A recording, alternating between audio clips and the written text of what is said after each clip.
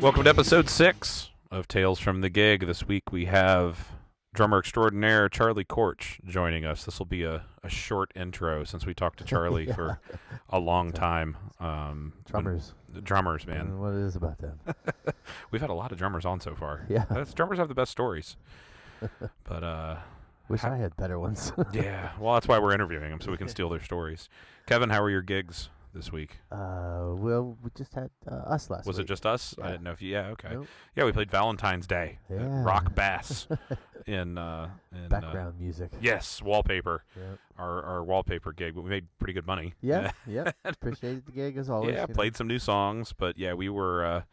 They closed doors on us because we were upsetting the diners. We weren't even that loud. We weren't loud at all, No. and I was singing off mic most of the night. Yeah, I know. But it was a Yeah. gig, like Mhm. Kevin said. We appreciate the work no matter what. Certainly. And And we had some people, come by and say they liked it. yeah, So very it's complimentary. one of those and gigs you don't think anybody's paying attention to. There's and always somebody listening. they're leaving and they're like giving you thumbs up. Yep, And all yeah. this stuff. And, No, I mean, not enough to like throw any money in the tip No. jar, but that's okay. It was Valentine's Day. They're spending money on flowers and kind of what had looked us in the corner. what looked like very expensive dinners. Yeah. And yeah, but we are preparing for our first full band gig We are. up here day after tomorrow, or when this airs tomorrow, Right, or right. today, depending on when Something we like get that. the episode done. I should get it done in the morning. Yeah, so that- yeah. But Kevin sent me a picture that proved that we made the right choice starting a band together of his pile of charts, which is overlaid. I'm thinking. Yeah, we're gonna show you a little here. overlay here. Of, But yeah, Kevin, talk about how you prep for your first gig with a band. Well, I do a lot of freelancing. And when I'm with Andy, a lot of times Andy will, like Thursday, he'll say, "Hey, we're gonna add these songs." I'm like, "Jesus, it's gigs tomorrow night." Just a heads up, I do that a lot too. Yeah. So Well, that's thankfully I have this ability to chart. So I went through college. I was a percussion performance major, so I learned how to write and arrange and notate everything. So it's yeah, I listen a lot, so I'll make playlists, and so I listen. Just a preamble to everybody is like we've never actually played full band together. we haven't. Yeah, Kevin's never really heard me play guitar. Right. So Just on recordings, and saying that he's never heard me play drums Yep. other than seeing a video, and so but we all know each other's talent and everything, and we just weren't able to do this. Joel's coming up from Atlanta. in fact, Joel is on the plane on the as we're plane. recording this. As Yes. soon as we're done, I'm driving to Baltimore to pick him up. So. So we'll meet him tomorrow night. We'll just do a little acoustic run through this or that, and off we go. But so I make playlists, and I listen to all your originals from the recordings, and then I write it out.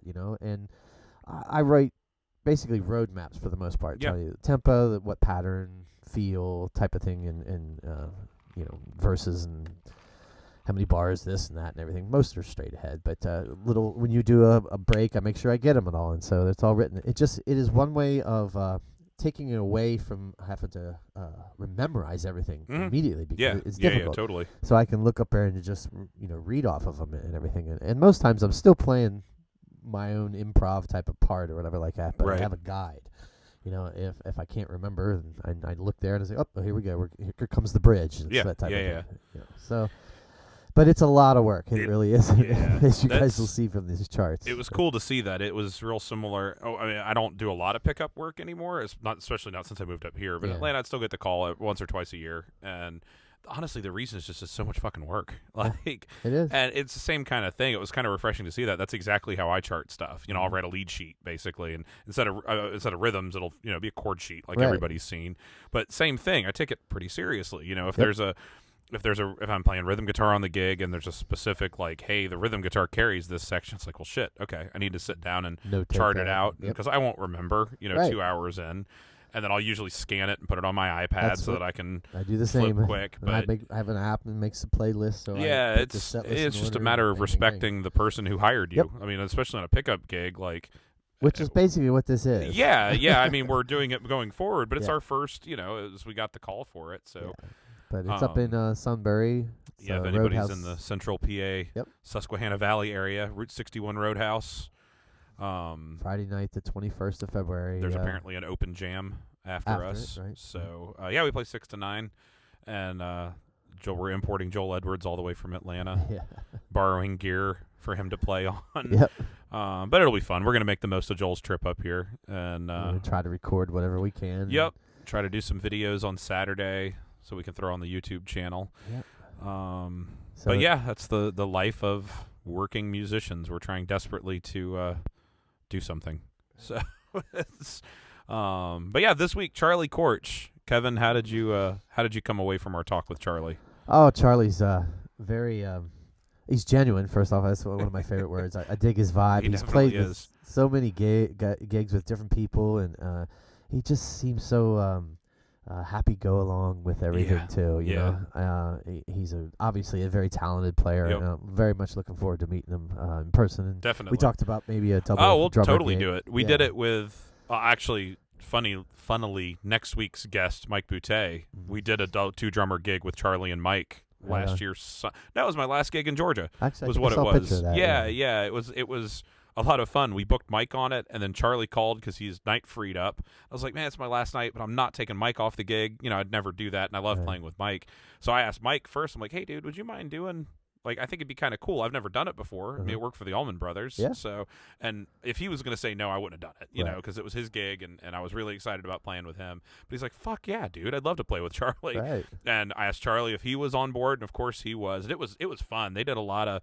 Charlie is a soloist. He loves. You might not love it. He does it very well. Yeah. You know, and Mike's not. And like how you've talked about. I think you guys even talked about it when we in the future when we interview Mike and But Mike just digs a ditch of a pocket, you know, and him and Charlie playing off each other was so freaking cool because Charlie's got those like Buddy Rich, you know, jazz chops, and it was a lot of fun, and it'll be fun. You know, we'll go down and do it with him also, and but we figured it was last year or the year before we sat down. Charlie's played over 8,000 shows. And I think that was a conservative number. He was taking like his average that he plays every year, and then as long as he's been gigging. Playing, I think it's higher than that, but that's incredibly impressive. That's crazy. I mean, admirable that's as well. You know, on the low side, 20,000 hours on stage, not just rehearsals, and I mean that included his church gigs, you know. But yeah, that's performance. Gigs, that's they say. All of them. They say 10,000 hours to be a master, right? And Charlie's, I think it's safe to say, doubled that. And that's not including all the studio work he's done and teaching lessons. And, I mean, the guy practices religiously. And I'm jealous of his work ethic. You know, it shows. It does. He comes across as such a pro, but not an asshole. You know, so many pros are assholes. Yeah, and some of the stories he told about how people are assholes. Oh, I to love him. And he's such a nice guy. He is. Yeah, and him talking about, you know, asshole drummers asking him, I don't understand how you keep so busy. And it's like, well, he's not an asshole. It's Exactly. pretty straightforward. Yeah, don't be an asshole. So take that away from this episode, people. It's the old thing, you know, be reliable, be dependable, know your parts, and don't be an asshole. It's pretty fucking simple. And you just described Charlie to a T. Yeah. I can't think of a time he was ever late to anything, even if it was just like a hangout, you know, at the house, something super informal. If I said 6 o'clock, he's there at 5:30, you know, and he's played shows with me with 103 degree fever. You know, he played a show with us a few years ago. I don't think he'll mind me talking about. He actually got hospitalized for some health issues, and he played with us the night before, and you could tell he was off, but it didn't show in his playing. Right. You know, you could tell when we weren't playing. It's like, man, something's not right, but never let it affect his playing. That's just the definition of a pro. I mean, we've all done those crazy gigs where you just feel like garbage.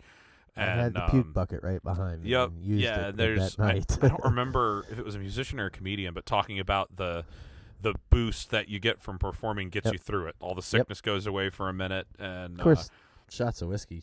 Whiskey helps. Too. Yeah. I can't drink any other time, but boy, you want to make it work. That's the only time. The only time I'll drink Jack Daniels is if I'm sick. It helps with my throat, so I can sing, and that's it's hard for any musician. But until I started singing full time as a singer, a singer in a band, it sucks, man. If I'm just playing guitar, like I can limp through a gig.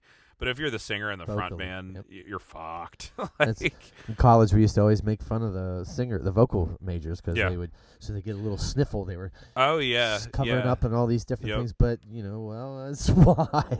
And especially, I mean, what I do, I can kind of bullshit through, you know. But yeah, if you're the documentary with the new singer for Journey, which was really interesting to watch, and he got a pretty severe, I guess, chest cold Yep. during that tour there in South America, and and of course they've got on staff doctors and all that. He's got as good as it gets for getting better, but seeing him like balled up, under blankets, steaming himself and going out on stage and killing it. I mean, that's and then you come off stage and drop dead. Yeah, just drop fucking dead. Yeah, that's exactly right. Been there. Oh my god. Oh yeah, but yeah, like I said, looking forward to meeting Charlie, and would love to do a double gig like that with him too. Yeah, totally.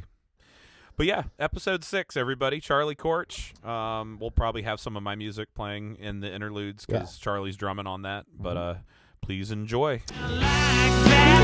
I'm running so fast, I won't stand for none of that. I'm gone like that, yeah, like that. I'm running so fast, I won't stand for none of that. I'm gone like that. All right, joining us tonight, we've got the great Charlie Korch. Charlie, how you doing, buddy? Good. How are you, my man? Good.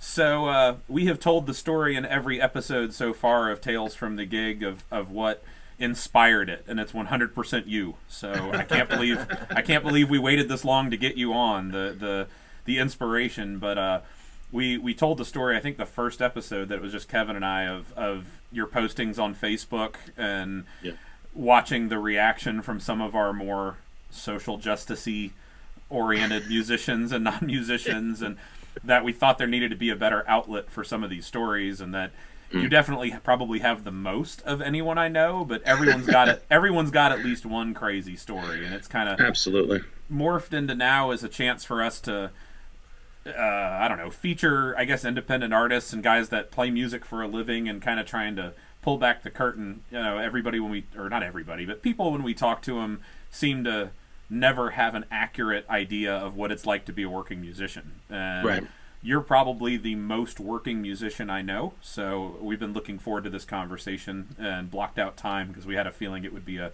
good and long conversation. But first question we've been asking everybody, Charlie, and I don't know this, I'm kind of excited to ask you some of these, but how'd you get started? What age were you? What made you start playing drums? Was it a conscious choice to start drums, or what got you into music?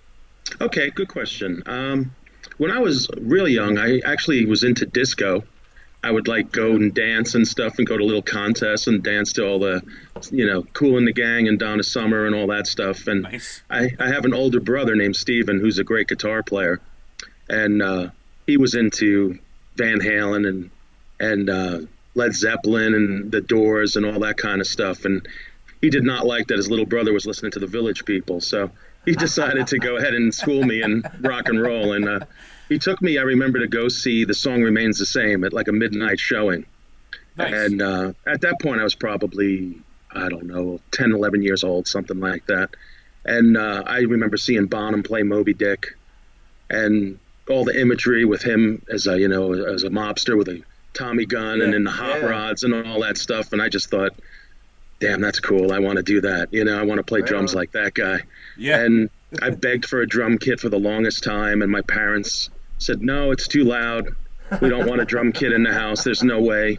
Your brother plays guitar. Why don't you play like him, So I didn't want to do that, so they bought me a bass guitar because they figured that's easier. It only has 4 strings, and sent me for a few lessons. And turn you down. Yeah, exactly.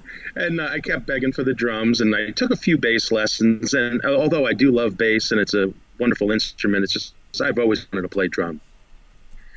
So they went ahead and got me a guitar then and said, well, your brother will teach you how to play guitar. And again, like I said, he was really good, and he's playing Eruption and all the Randy Rhoads solos from Ozzy Osbourne, and he's like, okay, do that, with no understanding that I can't even hold a chord with my hands yet, and he wants me to play, the solo to Flying High Again or something like that. Oh, jeez. So that didn't work out. So luckily for me, he had a band, and the band was rehearsing in our basement, and this kid named Paul had a drum kit down there, and it was like an old U.S. Mercury kit, but I thought it was the coolest thing. And I remember going down and playing on it, just putting the record on. I think I put on some Judas Priest, like Breaking the Law, something like that, and I was just playing along with it. And my father was about to eat dinner and told my brother, tell your drummer to stop playing. It's time to eat dinner now, My parents were always cool with having the bands over, rehearsing and playing and stuff. But when it was dinner time, it was, we could use an hour, tell them to take a break, Yeah. And my brother told him, well, no, Paul went home like 2 hours ago. So my father was like, well, who's playing the drums, And they went downstairs, and I was playing along with the records, and my father heard and said, okay, we'll go buy you a kit. Nice. So I got one for my 14th birthday. Yeah. That's when I started playing. That's really cool. And now, yeah. And actually, I'll tell you a quick one. This is funny. The poor guy who sold me the drum kit, he was from Hoboken, New Jersey. And he had like a Frankenstein kit. It had Slingerland toms, a Rogers floor tom, a Rogers Dynasonic snare, a Ludwig bass drum, like some Peisty Ludwig cymbals, some Zilkos, just like pieced together. And my father brought me there along with my brother and my brother's drummer. And he checked it out and said, man, this kit's awesome. You should get it, So my father, of course, talked the guy down on price. And then as he agreed to take the drum kit, my father goes, well, what about those cases over there and that hard shell case and all that? And the guy says, no, that's not included. My father's like, yeah, it is. If you want to sell it, it is, So he took the guy down a couple $100. He got all the cases. He got the rolling, hardware case. And then the guy says, okay, here you go. My father says, how the hell am I going to get this home?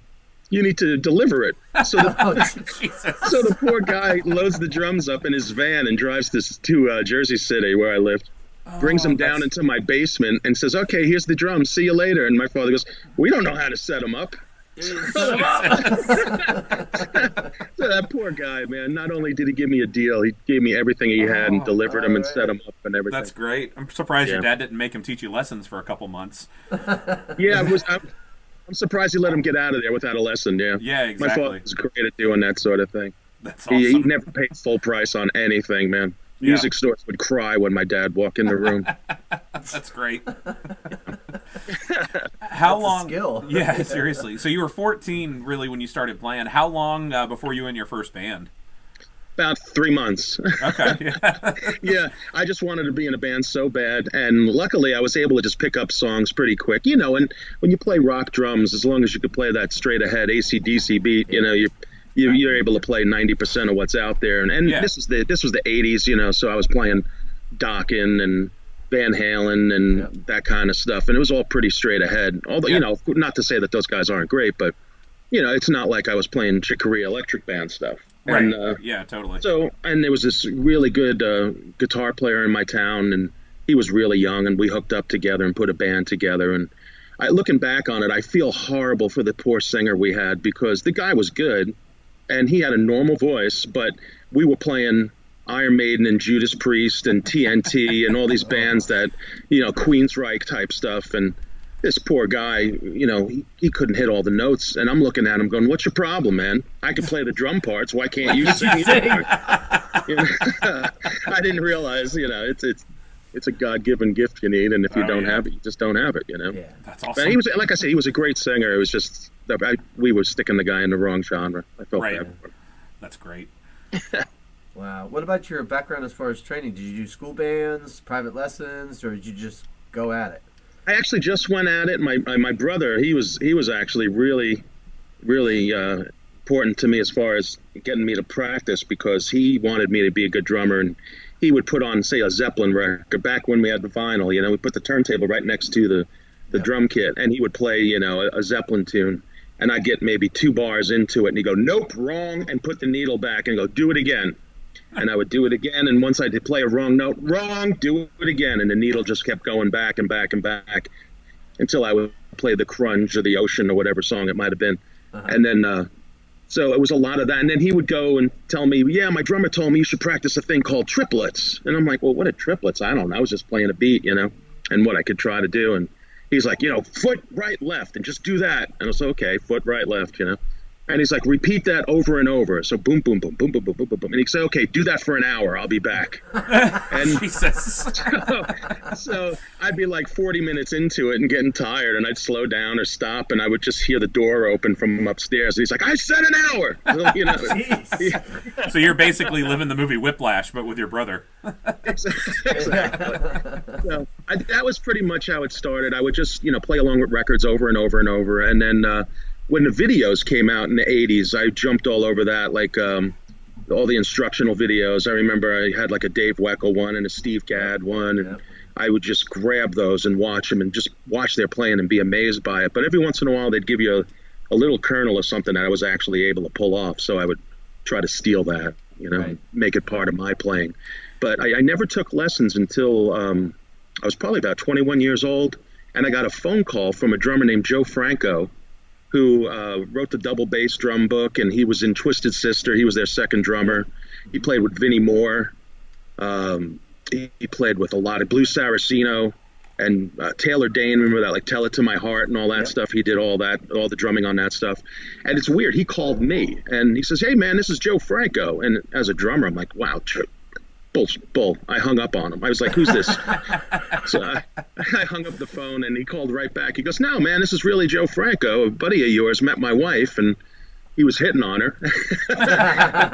my guitar player friend, he was hitting on her, and he said, well, once he got turned down, he says, well, she said something, I'm not interested. I already am married to a musician. His name's Joe Franco. And instead of just saying okay and walking away from the girl, my buddy goes, "Oh, my buddy Charlie would love to take lessons with him," and gave her my number.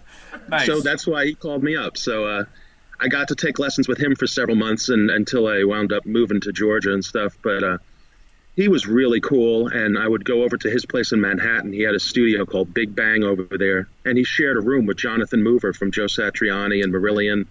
And it was wild because I walk in and there's Joe's drum kit, a big giant double bass Premier kit he's got set up from playing with Leslie West and all those cats. And then next to it is Jonathan Mover's drum kit from the Joe Satriani tour. And in the corner is a little 4-piece kit that they strung together. And he goes, "That's your kit." So I get on the 4-piece kit, and he says to me, "Hey man, could you just I want to see what you got. So play for me for 5 minutes." And I said, "Well, what do you want me to play?" He says, "Just everything you got. Just show me everything, So I'm playing everything I possibly know how to do, and I'm thinking, man, I'm hopefully doing okay, and throwing in every roll I know and playing in every odd time, signature I can. And I stop. I'm thinking, man, that was it. And he looks at me and he goes, "You got 3 minutes left." But he was real cool, man. And first thing he says, "Well, what do you want to learn?" And I begged him to show me how to play the Purdy Shuffle. And I asked for that. And also he just did this cool, like 6-tuplet thing at the end of a Blue Saraceno record. And at the time I couldn't figure out what the hell he was doing. And I just said, "Man, you got to show me that thing you do at that end of that record. It's just too cool, But he showed me, and then we worked on some stuff from his book, and he was a really nice guy. He did a lot of session work and played with Dee Snider in a band called Widowmaker when I was taking lessons with him, and just a super cool guy. And that was about it. I've kind of been self-taught. I wish I studied more. I did play in marching band my senior year of high school. I didn't play in marching band before that because I went to Catholic school, and all they had was classes about Jesus. So, 2 + 2 = Jesus, and all that. Jesus didn't have any drumsticks with him. Right? No, yeah, unfortunately, Jesus was not a drummer from what I've heard. But my parents moved from Jersey City to Secaucus, New Jersey in 1986, and I was starting school in 87. No, I guess it was 87. And I was about to start school. It was the next day. I didn't know anybody. I was nervous. I was going to be the new kid. And then senior year, everybody's already made their friends and stuff, and I figure I'm in trouble, So it was the day before school, and my cousin comes over, and his name was Jamie, and is Jamie, and he's a great drummer himself. He played with the Garfield Cadets back in the day, so monster drum line. Right on. And he's super snare drum skills, and he comes to me and says, "Hey man, the band is leaving in like an hour. Do you want to go to band camp and play in the band?" And he was the drum instructor, and I thought, well, yeah, that sounds awesome, but school starts tomorrow. And he says, "Well, you get to miss the first week of school if you go to band camp." Sold. Yeah. So he says, "Go run upstairs and go get, some sneakers, shorts, and T-shirts and stuff. Pack a bag." And my mom wrote a check for like $50. It was dirt cheap, and signed off on it. He drove me to the school, and the bus was getting ready to leave, and I literally walked on the bus. And I remember they said, "What do you play?" And I said, "I play drums." And they're like, "Back here with the drummers." And I went in the back of the bus, of course. Right. And all the degenerates and criminals. Yeah. And they were all into Rush and Genesis and Gentle Giant and all this progressive stuff, ELP. And they were cool guys, man. And they all took me in and befriended me. And what was awesome was after that week, I had 200 friends. Yeah. And since my first day in school, I walked in. And I'm walking down the hallways and, "Hey, Charlie. I knew everybody. So thank God for band camp, or I would have been a loner and nobody would have known who I was. That's the So that great was thing. great. That was a great thing with marching band too. Is you made friends of different classes. You made friends. There wasn't. It was just band kids. You know, you're all a bunch of weirdos in band. So yeah, that was definitely. I highly suggest it to any friends with kids. And Oh, yeah, absolutely. my oldest is doing color guard, and she's it's you make you like you said, you instantly have 200 friends. That's That's my best Yeah. memories of high school, and college for that matter. I don't remember much other than high same. school. Yeah, Girls and all the band. Yep, and a lot of the girls were in band. Yeah, I absolutely loved playing in marching band. I thought it was great. The guys were great. The girls were great. I mean, the color guard girls are the coolest just because Yeah. they're like cheerleaders, but yet they like music and guys who play music. So They were cool, instead of yeah. rooting for the football player, and they Right. were just cool. And I remember another thing that was funny was, I had long hair at the time, and there was a rule that if your hair was longer than shoulder length, you had to wear it in a French braid. I guess Yep. that's for the girls, and they expected me to cut my hair because of that. But the color guard would call me over. All the prettiest girls in the color guard would say, "Come sit over here," and they braid my hair. I did the same exact thing. So I'm like, wow, way to teach me a lesson. Yeah, you know? exactly. Oh no, please don't make me girls, spend an yeah. hour with all these gorgeous girls. Exactly. So that backfired on him.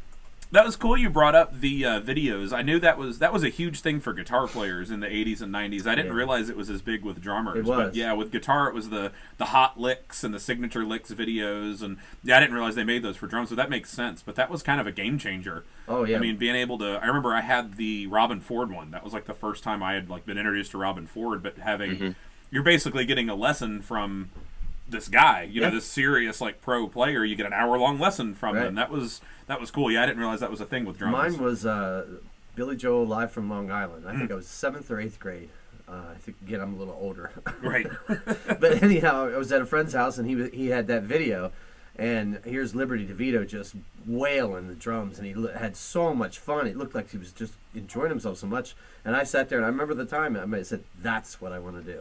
Absolutely. Liberty That was is it. just an amazing drummer, and he, like you said, he plays hard. Him and Kenny Yeah. Aronoff are like the hardest hitters I've ever seen. Yep. And he sings along every lyric to every song, and he was That was it. awesome. That was it. He was awesome. So, Charlie, your first band, right after you started playing, do you remember how long, or do you remember your first gig? First gig was probably a house party. I think it was at my house, and what I remember, we had a family party going on, and my father said, "Hey, why doesn't your band play?" And we're playing like "Into the Fire" by Dokken and "Alone Again" by Dokken, and just like the whole Dokken lineup. Lots of talking. We were rocking with Dokken, most Talking, definitely. Dokken.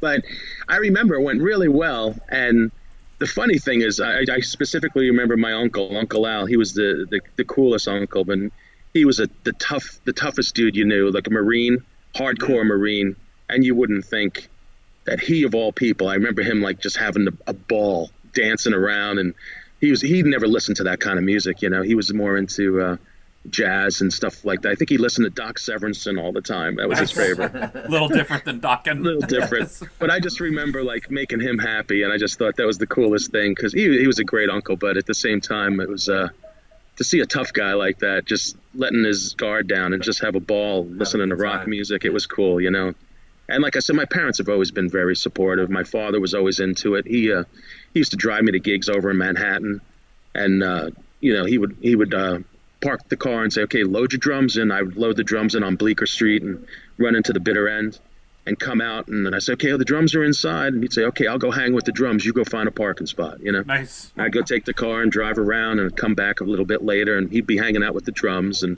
he'd stay there all night with me, and at the end of the night, help me pack up my drums and go back to the car and drive back to Jersey. That's So awesome. he was super supportive. That's really that was cool. nice. Yeah, that again, for the 5th time now, everyone we've talked to so far, it was their dad. Their dad, That's parents are always supportive, but yeah, literally everyone we've talked to. See, me, except for me. Uh-oh. My mom. Well, until Kevin ruined it. So my it mom was. used to take me to this, but my dad slept above. He would take naps all the time. I don't know how he did it. We had band practice in the basement, and he'd sleep on the very next floor. How he Right. did it, I don't know. We're playing Judas Priest, and Right, Iron yeah. Maiden, And probably not everything. quietly. You weren't No, doing no. acoustic sets of the. So, Yeah, my mom has been very supportive too, but my mom likes Johnny Mathis, Tony Bennett, Nat King Cole. So she, to this day, she's like, I'll send her clips of me playing, and she's like, can't you play something pretty? Can't you play something nice? And It's very rare to get a compliment out of her. She throws them around like sewer plate lids, but when she does, she likes this new project I'm on, so that she's been very complimentary. But yeah, she'll say to me, "Why don't you just call Johnny Mathis and get a gig with him?" Well, yeah, shit, Mom. Why didn't I think of that? All it takes is a phone call, Hey, Johnny, my mom says I need a gig with you. Exactly. That's funny because my mom, you never got a chance to meet my mom, but she was real similar. She would always very supportive, always very understanding, and loved what I was doing. But no matter what I did, if she heard a video, she'd always tell me I wasn't singing in my key. No matter what I was doing, she didn't like me singing anything high. She always wanted me doing, like Beatles stuff and things. And well, it sounds okay, but you're not singing in your key. No matter That's what funny. she heard. And my dad, of course, was always throwing Zeppelin records at me and, all that stuff and want me to play the heavier stuff. But, yeah, that's funny. It's a real similar dynamic. Yeah, absolutely. So first gig was House Party. Do you remember your first paying gig? Or was it the same? Did your parents pay you? No, that didn't pay.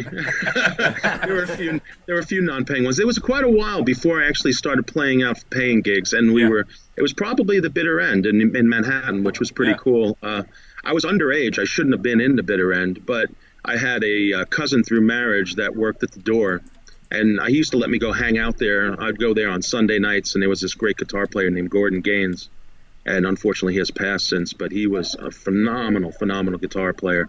So we would just go there and hang out. It's still an active club, isn't it? Oh, absolutely, yeah. I thought so, yeah. Everybody's played there, from Lady Gaga to Elton John to Billy Joel, and they all used to play there. But Genesis even played there. I don't know how they fit Genesis on that little stage, but they did. And it's a cool bar. It's like an institution in Manhattan, and Bleecker Street is like the place. It's just club after club. The Village Vanguard, the Bitter End. There's a lot of popular clubs and bands that have played through there. And what's neat is they have literally, each club might have 5-6 bands a night playing. That's and cool. there's club after, and there's clubs on top of clubs. So like the Bitter End, right next to it, there's a club right next to it above it called Terra Humata. And then there's I think that's what it was called. It was like a blues club, and across the street was a jazz club. And when you played there, you had to rush your stuff in, set up, play your 45-minute set, get off the stage, and in 15 minutes they had another band on stage. Wow. And it would just do one after the other. So if you stayed there in the same club for a night, you'd see a singer-songwriter, you'd see a rock band, you'd see a fusion band, all on the same stage. And it was pretty cool, man. It was a great place to play. That's But cool. they paid, but I don't... Saying it was a paying gig is a kind of stretching things, Right. Some money was exchanged, not necessarily a lucrative gig. Yeah, I think it paid for my toll and maybe some gas money, to get over to Manhattan. That's awesome. That was probably the first paying gig, I'd say. Yeah. So before we get to your crazy stories, because I feel that they're going to be numerous and enjoyable, do you have a favorite gig in your career? I mean, you've played at this point probably thousands of shows. Do you have one that stands out? That's a tough question, but I got to ask. One that stands out as most memorable, or what you thought was the best musically, or just one that you would say is your favorite? Yeah, good question. Am I going to be sucking up if I say it was a gig with you? So, yes, but flattery gets you everywhere. Actually, as a matter of fact, those are some of my absolute favorite gigs not only because of the music that we did together, but also the crowd at Maxwell's. I'm sure Colin has mentioned this previously. Yeah, that is the coolest crowd. It's so fucking cool. We might have 40 people in the place, and it's more fun than playing a club that might have 300 people in it, because not only are they into it, they're requesting original tunes. Like, you say, what do you guys want to hear? And they'll request one of Colin's originals and sing along word for word for every song. And that makes you feel so good. Yeah. That's up there. Probably another. Energy. All about energy. Yeah. It's Maxwell's is it's hard to explain. And I definitely have talked about it, Charlie, probably every freaking episode. But it's every show's better than the last one. I don't think we've ever had a bad show at Maxwell's. And Harvey's got something special at that place. I assume the other bands have the same. I haven't really been to other bands' shows there much. Well, I've played there with several other bands. So and it's not the response that we get when we're there with you. We just got lucky. We found our crowd, I guess. Yeah, and it's not that they're not nice and not a good crowd with the other bands, but it's just not the same. It's maybe one of them will turn into something like that. I'm not sure, but they just seem to really love what you do there. And we've played other clubs and people have liked it and stuff, but for some reason that club is just dialed into exactly what you do. You know? Yeah, it's nuts. Yeah, I don't know how to explain it. It makes the cigar smoke worth it, because I mean I've definitely left there sick more than once. You know, pulling over and hacking shit up. And yeah, I know Art, when he played there once with us, pulled over and threw up. Like, the cigarette smoke was so bad. But and he smoked cigars, or not cigarettes, cigar smoke. They don't allow cigarettes in there. But yeah, we'll get Kevin down there for a show at some point. We'll do 2 drummers again, like we did with Mike. Right on. That would be awesome. That would be awesome. I would love that. All right, well, that's your suck up. So give us a specific one. Is there? Well, I do remember. There used to be a club in Atlanta called Wild Bill's. Yep. And I don't think it's there any longer. It's by Gwinnett Mall, I believe. Yeah, I think they kind of went with the mall as that mall started going downhill. Wild Bill's was cool. It was a big club too. Wild Bill's was gigantic. It was like the biggest dance floor in the southeast or something like that. Yeah. And it was humongous. And they had a killer PA system there. And they had 2 sound men, one to do front of house, one to do on side of the stage doing monitors. And I remember playing there, and the sound man says to me, "Man, I gave you the Texas headphones." And I said, "What's Texas headphones?" And he had 18-inch subwoofers on each side of my head. I just got that, yeah. And I was like, "Man, that is awesome." And you hit the bass drum, boom, boom, and they'd kick the PA on, and boom, the whole place would just rattle. And your kidneys moved with it. That's the only club that's ever Soundcheck's ever given me goosebumps. Was playing there. Yeah, like you said, when they kick the subs on onto the stage and that kick drum, it feels like a fucking stadium. Yeah. I mean, it's and it was probably 1,500 capacity. It was a big room. More than that. Yeah, more than that. We've played there to over 2,000 people. Yeah. And what was nice is I played there at the time with an AC/DC tribute that I was in, and man, we packed the place. And they were a smart club because they would charge an admission. It would be like maybe $10, $15 to get in. But they would give the band a stack of literally 1,000 tickets and say, "These are free, just give them out." Yep. And what would work is, you ask your friends, "Hey, man, come and see my band." And you always get the, "Well, maybe I'll be there. I'll see what I can do," kind of thing. Yep. When you hand somebody a set of tickets and go, "Hey, there's a $15 cover, but these are free." Yeah. Right. They feel obligated. They feel like, "Wow, I got, $60 worth of tickets here. We got to go." So 4 of them show up to your gig. And next thing you know, you're playing to almost 2,000 people. And they would go crazy. They thought, it's a tribute band. I've done quite a few tribute bands now. And the positive is, the people do show up to see the tribute acts. And in that case, you can go see AC/DC for $300 a ticket, or you could come see us for free. Right. Not to say that we're AC/DC, but you know what I mean.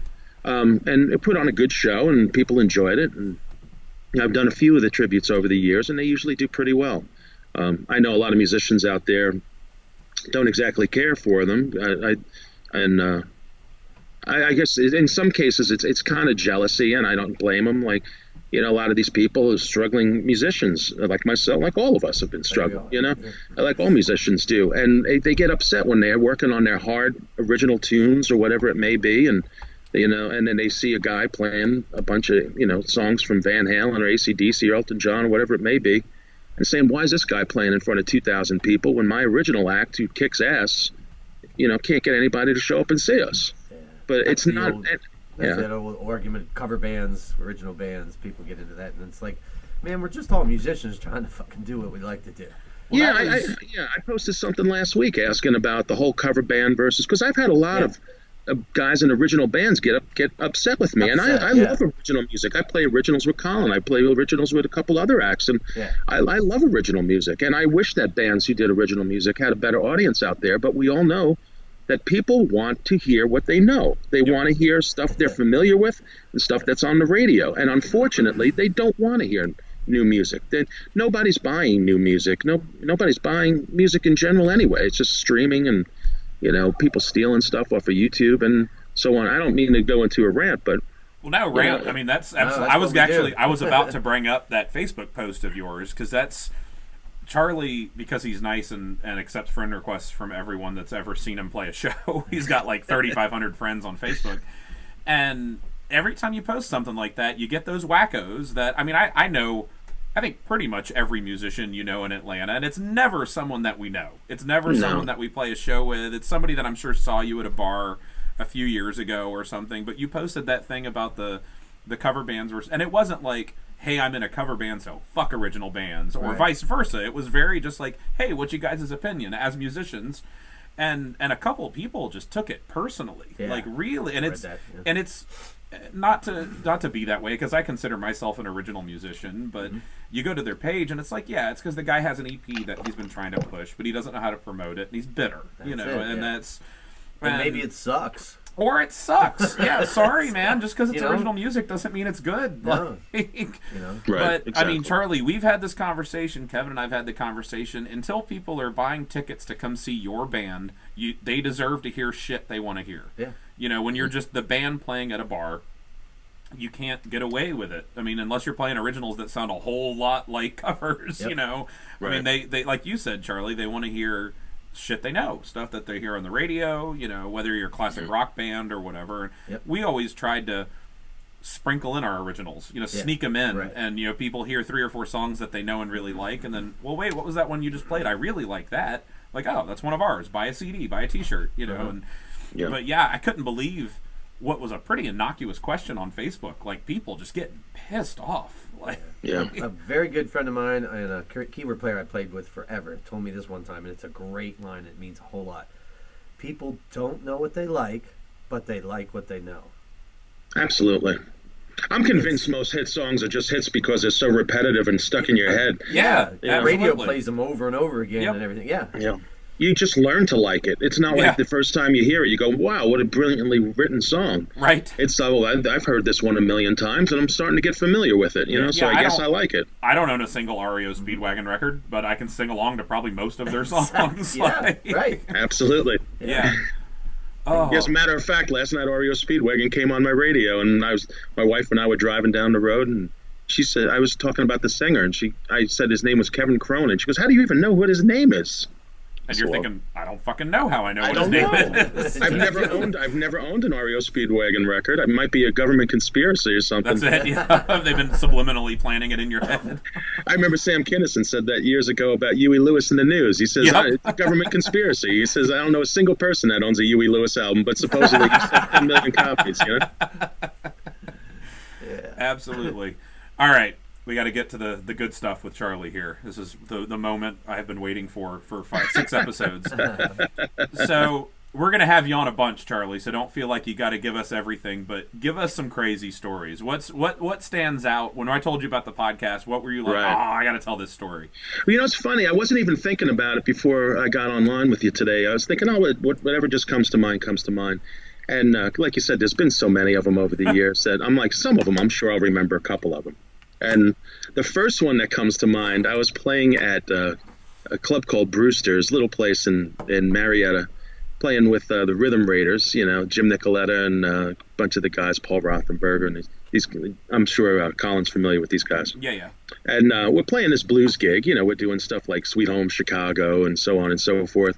And between sets, this guy comes up to me, and he's just a disheveled mess, man. He drunk out of his mind, and looks like Chris Farley's character from the Van Down by the River, you know? Right. And the motivational speaker, and just drunk off his ass. And he comes up to me, and he's like, hey, man, I got a horn in my car. And I'm like, okay. And he goes, yeah, I got a horn in my car. So I'm thinking, well, that's good. We all have horns in our car. Beep, beep, you know? And good for you. I had no idea he was talking about a musical instrument. So we start playing Oh, the next no. set. He meant like and brass horn. Uh-oh. yeah. Oh, no. So suddenly we're in the middle of, like, you know, just your typical like B.B. King song or something, and I hear from the side, and I look over, and this guy's got a trombone, and he's just making these noises like a whale, you know, just mating, and I'm looking over at him, giving him the death stare, like, no, don't do that, you know, and he's looking at me like, what's the problem, you know? And he just continues to blow off key. And after that song, I remember going over to him and just begging him, man, please do not do that. And he looked at me like I was telling him something asinine, like, you know, just out of this world. Like, why should I not be able to just join in, you know? And I tried to explain to him, I'm like, this is a paying gig, man. We get paid to do this. This is our job. You know, this is my job. I can't have you just doing whatever you want while we're playing. And he still didn't get it. So I had to ask him, you know, what do you do for a living? And he explained, "Oh, I'm a computer programmer." I said, "Well, how would you like it if I went to your job and just started banging on keys and writing code and stuff?" And he's like, "No, you couldn't do that." He looked at me like I was crazy, I said, "Well, that's exactly what you're doing to me right now. Like, just stop it. That's not good, And then another one that comes to mind, I remember you mentioned, I think on one of your first podcasts, is when I was down at Northside Tavern, and again, Clarinet. in the middle of playing, and this girl pulls a clarinet out and just starts blowing. And Now, for people who don't know shocked. Northside Tavern, it got voted the best dive bar in the country. Okay. It's this Right. shitty little awesome blues club. It's kind of gotten hipsterfied as hipster. Once it got voted the #1 dive bar, all the Georgia Tech hipsters, it became like the cool, trendy place to go drink PBR. But I mean, Friday and Saturday night, it's the club looks like our basement here that we're in, our Rebel Base studios that we're currently sitting in, and you'll get 500 people through the door. I mean, it's nuts. So that's the setting here as Charlie's playing at what's really considered like the #1 like Roadhouse blues bar in Georgia, if not the Southeast. So Right. tell us about the clarinet player, Charlie. Yeah, again, so it's another blues gig. I'm playing with Stoney Brooks, his great harmonica player, and we have Cody Matlock on guitar. Is the whole band that I'm lucky to play with these guys. And Cody's a great guitar player. Ron Roper on keys, Paul Diffin on bass. I believe you know those guys. Oh yeah. And just a monster band, and we're up there and having a great time. And then again, I just hear a clarinet coming from somewhere. I look out, and this girl's just blowing away, and having a good old time again. And again, I asked her not to do it, and she just continued to play. And I went ahead and posted online, the next day, just jokingly, like, "Hey, some girl pulled out a clarinet and started playing," and just got assaulted by so many people that Lambasted. It was Yeah, ridiculous. because somebody knew who she was, and they named her, and they said, "How dare you pick on her? She's a wonderful woman, and she has children, and she was a Marine." Now, mind you, Charlie didn't name her. The Right. person fighting with Charlie did on Facebook. Yeah, and Right. it was what we're doing here. It was just Charlie shooting the shit about his and thousands of people on Facebook look forward to Charlie's crazy stories because something always happens. And yeah, it turned into a thing. Like, I mean, it was nuts. It got like a life of its own. Yeah, and this thing I noticed lately is that everybody will say, as long as they're having fun, that's all that really matters. Let them up and have fun. Why are you trying to ruin somebody's good time? That's how they're enjoying just- your show. Yeah, I don't understand this concept. Like, as long as they're having fun. Like, I posted a clip the other day or last week or whatever it was of David Lee Roth. I don't know if you saw that one. Oh yeah. And I'm the biggest Van Halen fan on earth, man. I love Van Halen, especially the David Lee Roth era. Yeah. And David's now playing in Vegas, and it's not what it used to be. And I don't expect it to be what it used to be. He's a legend. He's David Lee Roth, as far as I'm concerned. The guy can do no wrong. Back in the day, now he's just having a hard time getting through the songs and stuff. So I just posted a clip and said something along the lines of, it's kind of sad. This is not, the Dave I remember, nor the Dave I love. And everybody, again, how dare you insult David Lee Roth? He's a legend. You could never do what he's done, and you're a nobody, and so on and so. And I'm not trying to compare myself to David Lee Roth. And I couldn't hold the guy's jockstrap, man. But to just, again, the thing was, he's having fun. That's all that matters, is Dave is having fun. And I thought, well, can I go to like Delta and say, can I fly one of these jumbo jets? I hear it's really fun, or can I go to the hospital?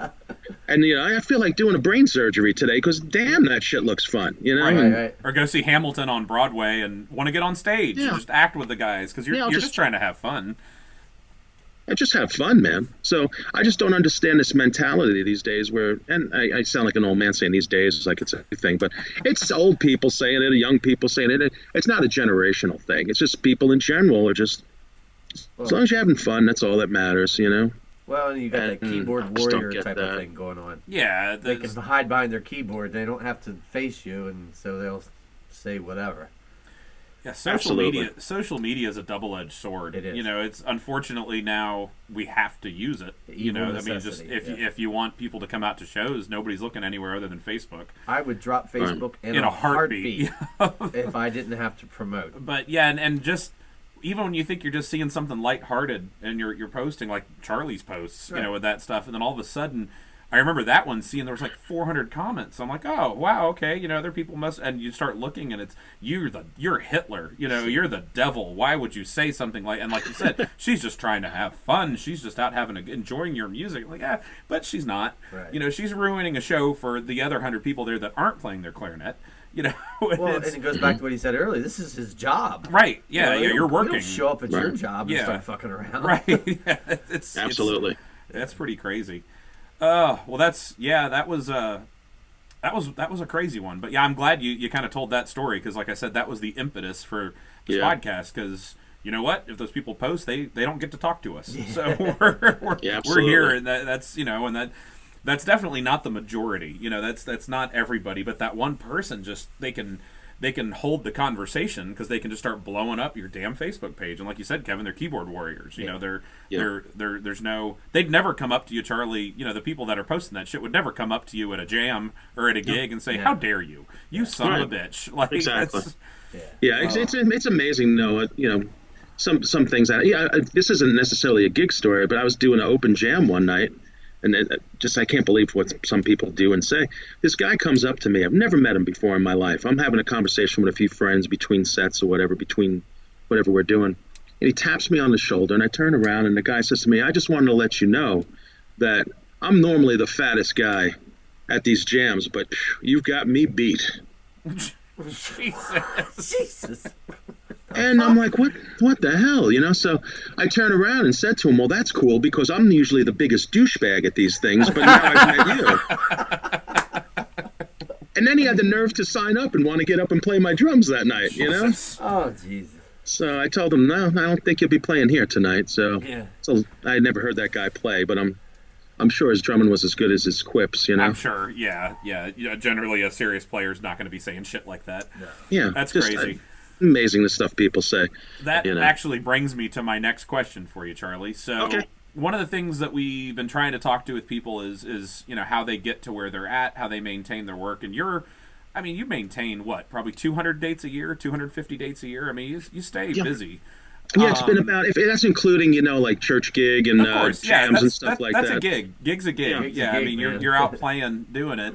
I mean, I think anybody would consider that a full schedule. I mean, that's what guys strive to do. What do you think gets you there? Obviously, you're a proficient player, and you got a good ear, but do you think it's more personality? Do you think it's a mix? Do you know, what do you attribute to, I guess, your success? You know, we'll say that you are a working player. I mean, that's what most of us strive to be, you know, and that's what do you think got you there? I think it's a combination of things. I believe it. You know, I'm a competent player. I know that. There's a lot of players out there that can do what I do, and there's a million players that can do a lot more than what I do. But you try to be a good person. I guess I've heard these rules a bunch of times, and I think they're always tried and true. That show up on time. You know, be early. Be a good guy to work with. Be friendly. You know.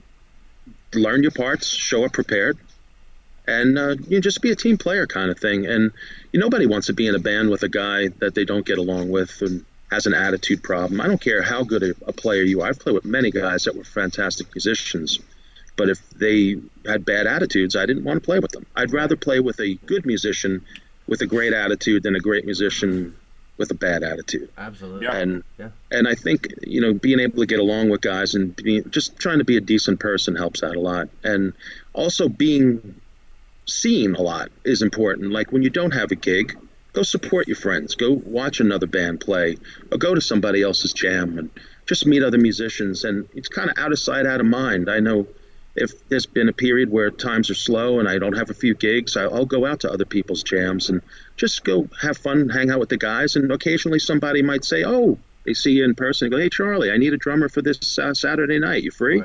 Right. And you pick up a lot of work that way. And I notice a lot of musicians, they don't go to jams. They don't go support other bands. There's a lot of musicians that if they're not playing, they're just at home. And I don't see how you can expect others to come see you when you don't support anybody else. Right. So it's a community where we all have to support one another. And, if you're free, you don't have to do it every night, of course. People have families they have to be with and that they want to be with, of course, and their wives or kids or whatever it may be. And you can't get out every night, but occasionally go out and just have fun and hang out with the guys, even if nothing comes from it. Just the camaraderie of being with other musicians and just having a good time playing music is worth it. But I think that does a lot, and word of mouth gets around.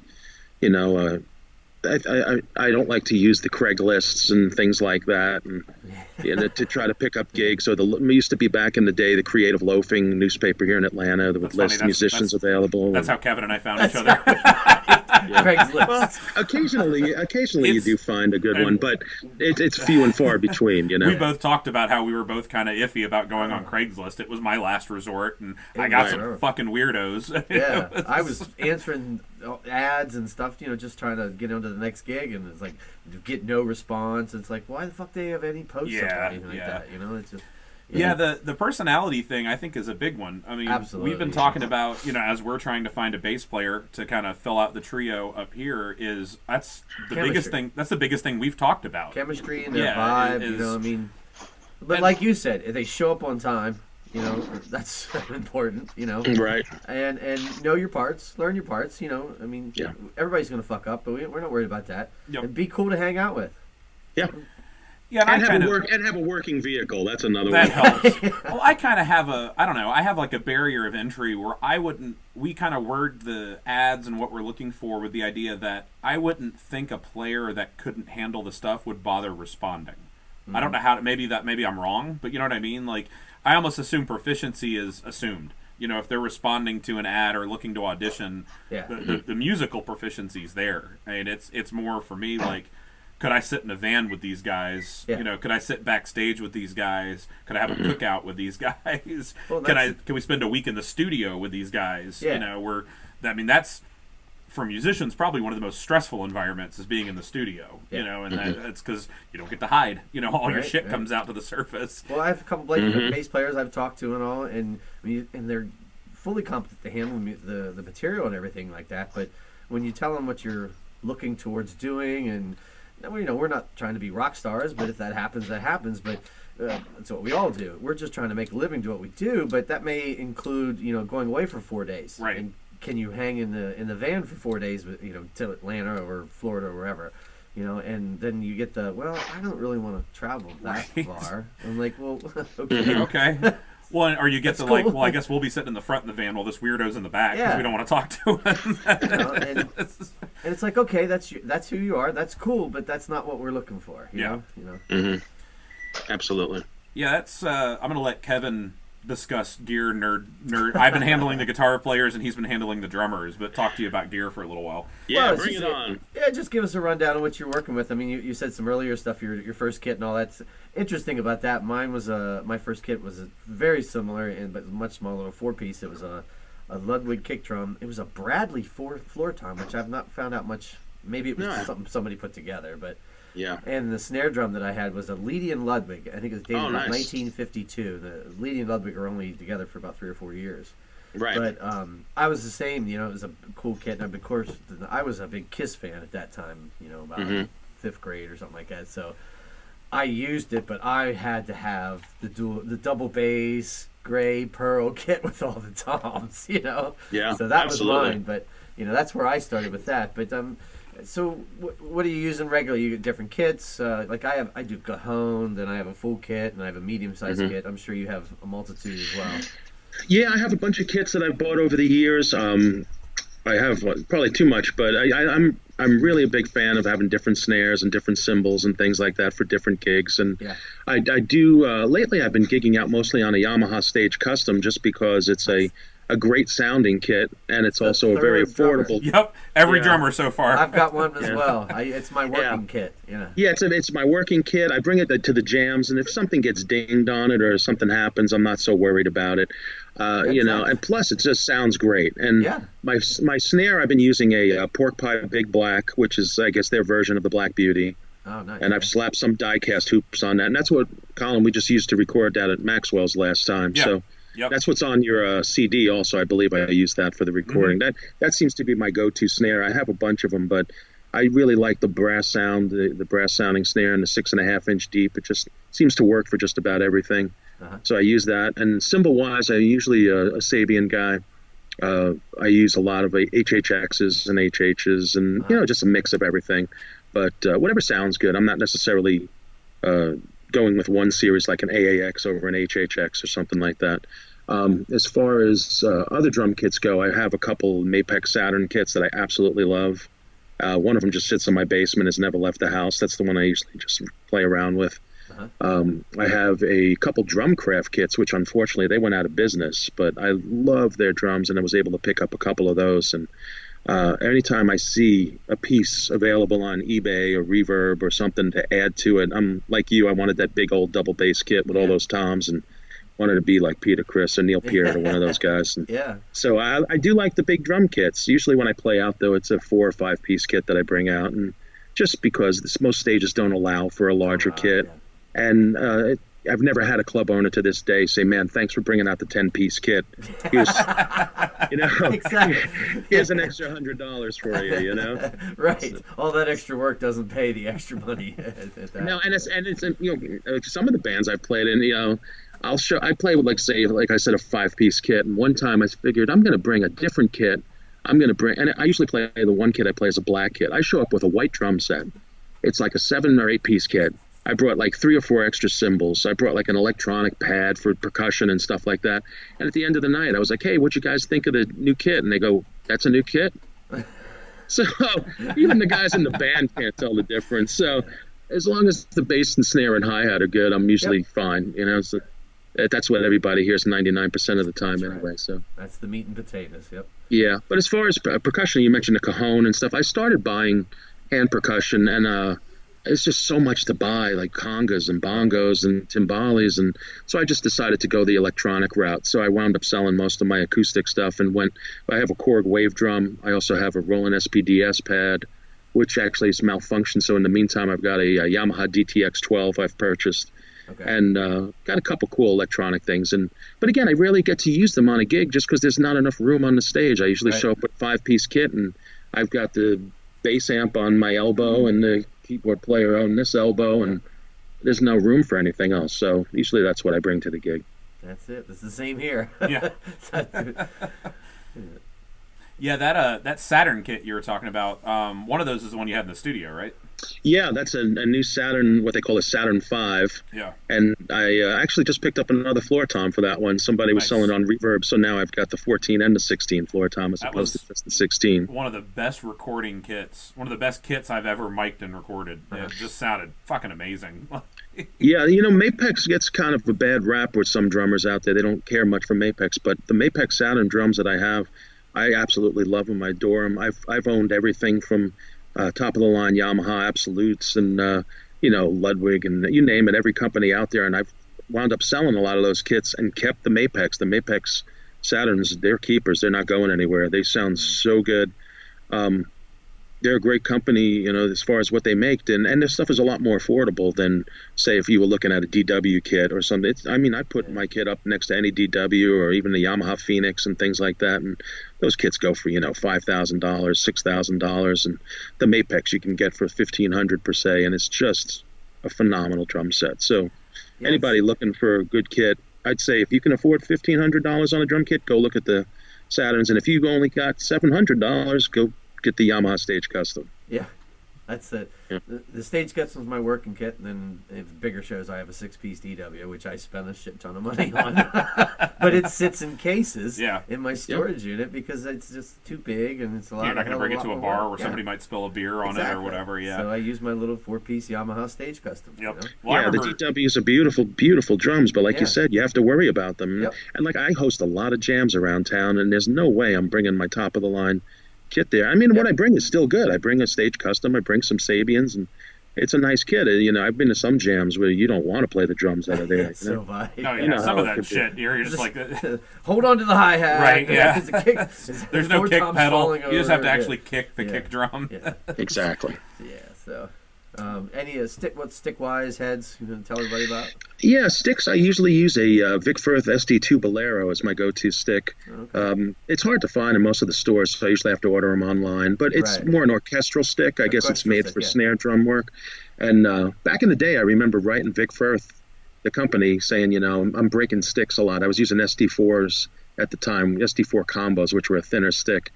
And I wrote Vic Firth asking, hey, my sticks are breaking. What's going on? I remember getting a personal letter from Vic Firth himself. So he was really cool. And he said, hey, I think if you're playing rock and roll, you probably want to go with a thicker stick. And he recommended like an SD1, I think it is, which is a pretty heavy marching stick. But eventually over time, I went with the SD2. And I like Vic Firth stuff, but I've used other stuff too, Vader and ProMark and so on and so forth. But for some reason, being that Vic Firth's been nice to me, and I got my Vic Firth headphones on too. Yeah. Vic Firth has just been a good company, and I'm not endorsed, or am I able to endorse them? But they, anytime I've had an issue with them, they've personally written me. They've been nice. These headphones I have on, I bought a pair and they broke within like a week, and I wrote Vic Firth and said, hey, I bought these headphones and they just fell apart. And they didn't ask for a receipt. They didn't ask for anything. They said, give us your address, and they just sent me a new pair in the mail without asking any questions. So because of how loyal, how nice they've been, I feel like I should be loyal to them, and I stick with them whenever possible. I like Vic Firth. As far as heads go, I've used Remo, I've used Aquarian, but I seem to like Evans a lot lately. I like the Evans heads. They seem to last longer, and they work well right out of the box, as opposed to Remos. I'm sure you've put Remo heads on a kit before, and you'll be in the middle of a set and you hear the glue cracking. You're playing a nice soft passage, and you're like, what is that? It's you tom getting into shape. But Evans right out of the box seems to work well. I did a lot of school band work, teaching and helping marching bands, concert bands, and everything, and I went away from Remo for that reason. Because and it's nothing against the company, and of course that was 20 some years ago.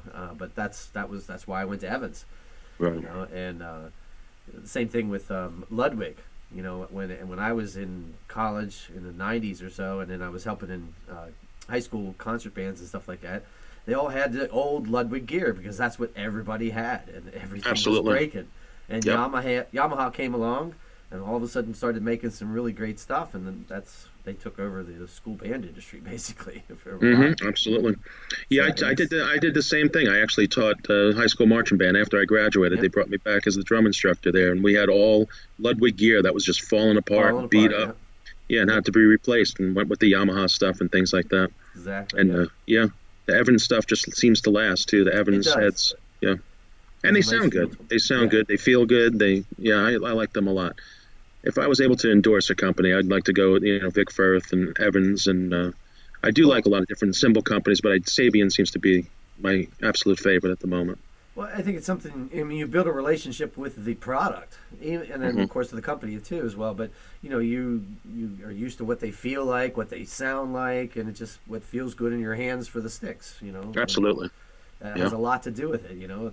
There's a million guitar picks out there, and there's all kinds of drumsticks. It's find the one that works best for you. And I use lighter ones for different gigs and stuff like that as well. But it took me 20 years to find the right guitar pick. Yeah, I used, like everybody, the standard Fender picks, and I just my pick hand was sloppy, and I couldn't. I just assumed I needed to practice more. And the day I picked up a Jazz 3 pick, I don't even remember who gave it to me. It was probably like Mike Martin or one of those guys. Like, here, try this out, and I didn't have a pick. They handed me one out of their pocket. I was like, holy shit. Like, there's all kinds of stuff I can play I couldn't play 5 minutes ago. Like, this is awesome. So, it definitely. That's the things, Yep. And I know there's guys that can't use them. They're tiny, and they are kind of hard to, play. But, everybody's got their that's thing. what happened with me with Vader. I was using ProMark for the longest time, and I loved them. They were great. And then borrowed a set of Vader 5Bs one time. And I was like, whoa. It just works in my hand. And that's what I've been using since. Yeah, Charlie, I'm absolutely. curious. Whatever feels good to you. Yeah, I'm curious with your schedule. Have you ever looked into getting endorsed with a company? Have you just not bothered because you've got the gear you like, or what? You definitely your calendar. It seems like you could probably pick up, and you definitely are a player. And you're on recordings and things like that. Is that a conscious thought, or just never bothered, or? I kind of have contacted a few companies, but really haven't received much interest.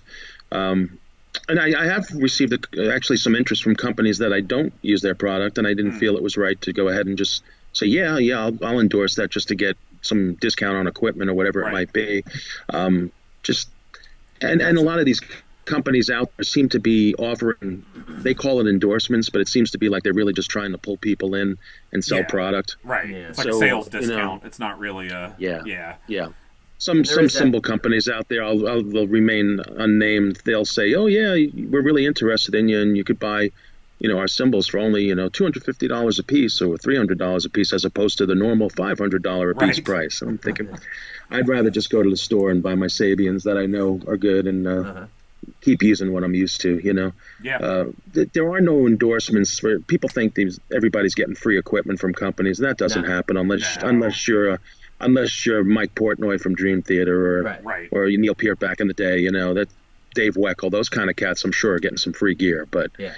the most guys are just getting a discount. If you're going to get a discount, you might as well just play what you really love and what sounds Right. and feels good to you. Totally. Yeah, absolutely. There's a fine line. I've had a drum company, it was just a small one, approach me and say this, that, and everything. And I was like, I'm not saying anything bad about your gear, but it's I don't not- use it. It's not what I use, Yeah. and Right, right. and you're trying to sell them too. I get it, but it's and so Right. good luck to you. But yeah, and it's a fine line because I know a lot of players that'll do that, play cymbals and stuff that are off brand and nobody's really heard of and all. And I got do what you got to do, man. Right, and absolutely. maybe they develop something with it. I personally like the gear that I'm been using, So Yeah. in order to get me, I'm about to be 52. So in order for me to change lines or It something needs to like be that, something mind blowing. yeah, because Yeah, I'm stuck absolutely. in my ways.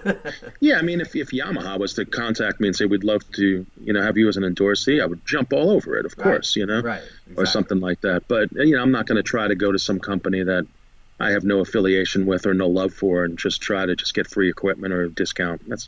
Doesn't seem worth it. Yeah. Now, if somebody come to me and say, "Hey, try this," and they take it out for a while, I kind of like that, or something like that, and then you're developing a relationship, Yeah, that would be cool. That would be cool. Right. So, Charlie, tell us about your current gig. Who are you playing with right now? Okay, well, my probably biggest thing right now is I've just joined an Elton John tribute band called the Beyond the Yellow Brick Road, and we've been playing out quite a bit, and it's starting to take off, and I think it's going to go very well. All the players in the band are excellent players and real good guys, and we're starting to get some corporate gigs and some larger gigs, and it's going real well. We just played this past weekend at a place called the Rockin' Taco in Roswell, and there's probably about 300 people in there. That's And awesome. it was a good Yeah. time. Everybody was Side note having a to good time. Oops, sorry. Side note to the audience: it's a great band. They're I killer. Yeah, I just yeah. heard a little bit this past weekend on something you posted, and I was like, "Wow." No, I mean you don't hear tribute bands that are note perfect very often. But I couldn't. I mean, I'm not the world's biggest Elton John fan, but I mean, I know the songs, and I couldn't hear Absolutely. anything. There's so many hit songs. Yeah, no, that's a great. Yeah, that's the one good thing about. I feel if you're going to be in a tribute band, you really need to be in a tribute band that could play 3 or 4 hours of material that everybody knows. Yes. Yeah, we're not Where, pulling deep cut. You're not Yeah, Night I mean- Ranger tribute band. We're here, Sister Exactly. Christian again. Yeah. Yeah, like there's a local band that's playing Weezer, like a Weezer tribute band, and I like Weezer, but you're not going to get 3 hours of Weezer out of most. Most people aren't going to know 3 hours worth of Weezer material. Yeah, yeah. And if you're going to do a Beatles tribute, a Led Zeppelin tribute, a U2 tribute, those make sense. Things like that. Stones, The Stones, AC/DC, Van Halen, that stuff makes sense. But yeah, when you get some really obscure, like somebody came up to me and said, "Man, they should do a Linda Ronstadt tribute." Thinking Fuck yeah, I they know, should. yeah, She was great. She was fantastic. Yeah. but I can only name about Fantastic singer. 5 songs Yeah. or something. Yeah. same here. I like her, and my wife loves her, and we were sitting there going, "Well, what songs could you do by Linda Ronstadt?" And we came up with about 5 of them, like you said. Yeah. And Yeah. after that, like the fans, the big fans will know it, but not the common. You got to play to the common, the audience. And Here's what it would sound like if Linda Ronstadt sang "Hey Jude." yeah, so I mean, like the gig we had this weekend, we play Rocket Man, and everybody knows it, and Tiny Dancer, and Levon, and all that stuff. And then you go a little deeper, and we did like Man Man Across the Water. All the young girls love Alice, and you could see 50% of the crowd or more just go like, what is that song? But you got to play a few deep cuts for the real fans. Absolutely. You got people screaming out from those type of songs. But yeah, that band's a real talented band. The singer's a guy named Stephen Dodd. He does a great job. To me, he sounds like Elton 1975. And I thought he was lip syncing the first time I saw a video. I was were like, saying that okay, earlier. the guy's Like, pantomiming, good Lord. an Elton Right. John impression basically, and I couldn't believe it when you told me he was actually singing. Just Yeah. note perfect. I mean, it's phenomenal.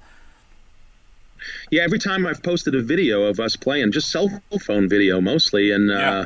people will say, "Man, that dude's lip syncing." Yeah. So no, that's the real deal. And they're like, you're playing with pre-recorded tracks then. I'm like, no, nothing's pre-recorded. Everything is live.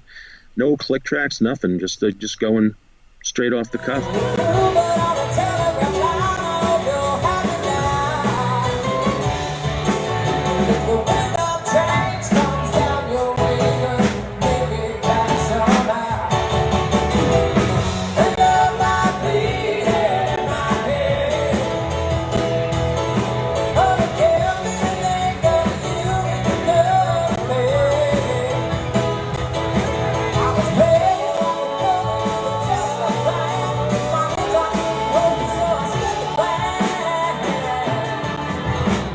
It's a really good, solid band. I do that band, and I actually still have another AC/DC tribute that I play with now and then called Thunderstruck, and that's fun.